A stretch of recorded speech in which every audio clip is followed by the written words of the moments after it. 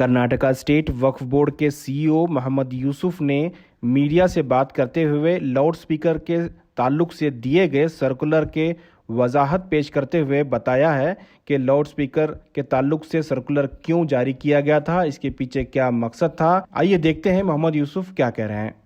ये जो भी मसाजिद में लाउड स्पीकर्स यूज़ करने के बारे में सर्कुलर वक्फ बोर्ड से इशू किया गया है, ये जो है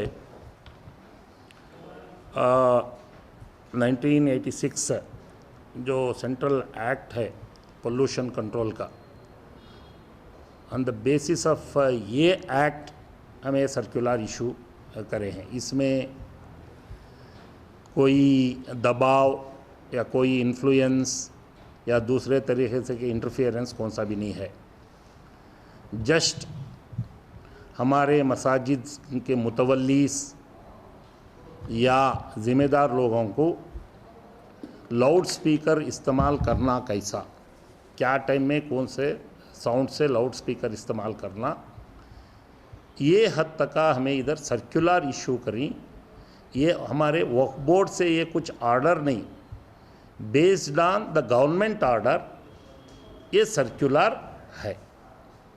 ये जो प्रेस में आया है that is the interpretation, different interpretation दिखाई दे रहा है। ये ऐसा कोई सा बैन, द वर्ड बैन है या ऐसा है वैसा है, ये कोई सा भी हमारे ऑर्डर तो हमें इशू नहीं किए गए। लोग जो सर्कुलर में क़ानून की जो वजाहत की है, इस वजाहत की पेश नज़र चंद अखबारात जो उनके न्यूज़ दिए हैं उसमें मैंने देखा कि जैसा कि वक्फ ने कोई क़ानून जारी कर दिया है या कोई हुक्मनामा पेश कर दिया है, ये सारी चीज़ें गलत हैं। और मैंने देखा कि लफ्ज़ तोप भी इस्तेमाल हुआ है। तोप तो हम इस्तेमाल करते हैं रमज़ान में, किसी किसी मस्जिद में ये अक्का दुक्का गाँव में होता है। इस किस्म का सर्कुलर से कोई वास्ता नहीं है, ये सिर्फ क़ानून की वजाहत है। इंशाअल्लाह इन वजाहतों का इजाला करने के लिए हम उर्दू अखबारात की प्रेस कॉन्फ्रेंस इंशाअल्लाह आज ही बुलाएंगे। आज ही बुला के उन लोगों को सही तरीके से करने की। हमारे मुल्क में एनवायरनमेंट पोल्यूशन एक्ट बोल के 1980 पर 6 में एक क़ानून है जो आज भी जारी है। उसके बाद में सन 2000 में नॉइज़ पोल्यूशन कंट्रोल ऑर्डर 2000 बोल के हुकूमत हिंद की तरफ से आया।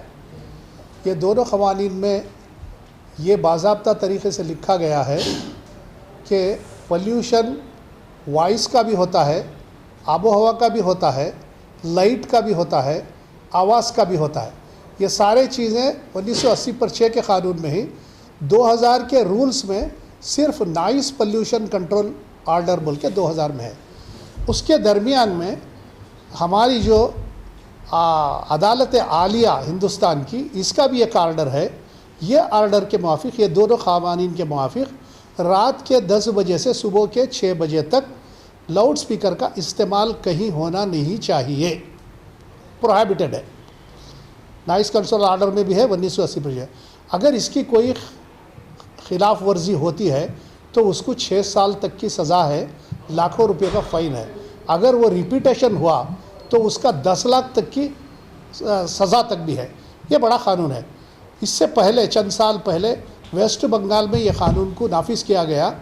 नाफिज तो है ही सब जगह, वहाँ की पुलिस उस पर एक्शन ली, हमारे आइमा इकराम के ऊपर क्रिमिनल केसेस भी डाले गए।